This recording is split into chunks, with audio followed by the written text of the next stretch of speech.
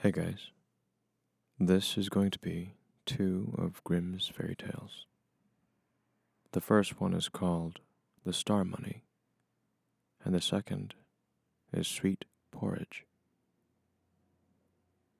They're not one of the popular ones like Rapunzel or Hansel and Gretel, and they're pretty short stories.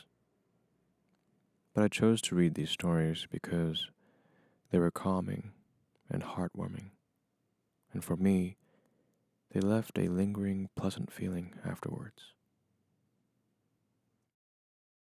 Maybe it's because I've been exposed to too much cynicism and tragedies in today's pop culture. There will be a very short discussion time at the end, so if you want to join, you can stay. Anyways, I shall get to reading, so just relax and think happy thoughts. The Star Money. There was once a time a little girl whose father and mother were dead. She was so poor that she no longer had any little room to live in or bed to sleep in.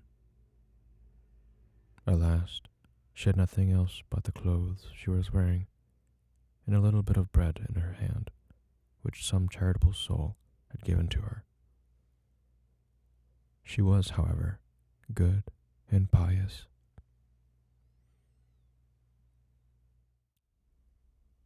And as she was thus forsaken by all the world, she went forth into the open country, trusting in the good God. Then a poor man met her, who said, "Ah, give me something to eat. I am so hungry." She reached him the whole of her piece of bread and said, "May God bless it to your use," and went onward. Then came a child who moaned and said, "My head is so cold. Give me something to cover it with." So she took off her hood and gave it to him. And when she had walked a little farther, she met another child who had no jacket and was frozen with cold. Then she gave it her own. A little farther on, one begged for a frock, and she gave away that also. At length, she got into a forest, and it had already become dark. And there came yet another child, and asked for a little shirt. The good little girl thought to herself, "It is a dark night, and no one can see me. I can very well give my little shirt away," and took it off, and gave away that also. And she so stood, and had not one single thing left. Then suddenly some stars from heaven fell down, and they were nothing else but hard, smooth pieces of money. And although she had just given her little shirt away, lo, she had a new one, which was of the very finest linen.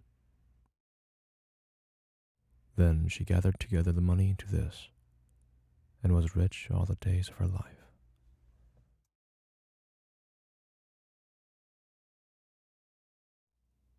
Sweet Porridge. There was a poor, good little girl who lived alone with her mother, and they had nothing more to eat. So the child went into the forest, and an old woman met her, who knew of her sorrow, and gave her a little pot, which when she said, "Boil, little pot, boil," it would cook good, sweet porridge. And when she said, "Stop, little pot, stop," it ceased to cook. The little girl took the pot home to her mother, and now they were freed from their poverty and hunger, and ate sweet porridge as often as they liked.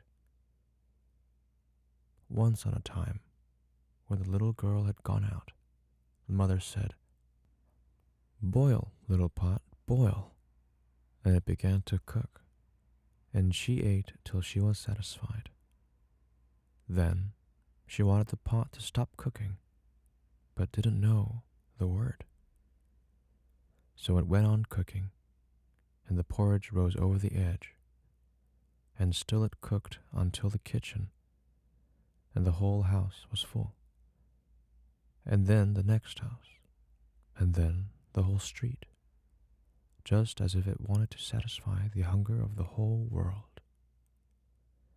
And there was the greatest trouble, and no one knew how to stop it.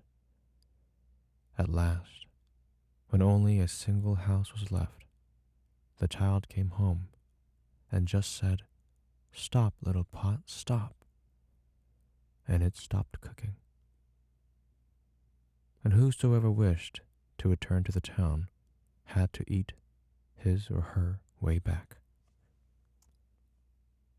After reading the two stories, I thought about the lessons given. The star money seems to be saying that good deeds don't go to waste. There seems to be a correlation to religious parables and lessons about good deeds being rewarded. The mention of God in the writing also hints at a creator being who looks over all. However, I found myself diverging from the topic of rewards, but focusing on her extraordinary self-sacrifice and true altruism.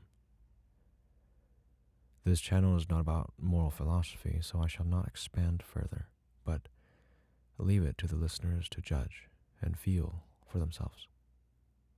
Leave a comment if you agree or disagree on how I received the moral of the story.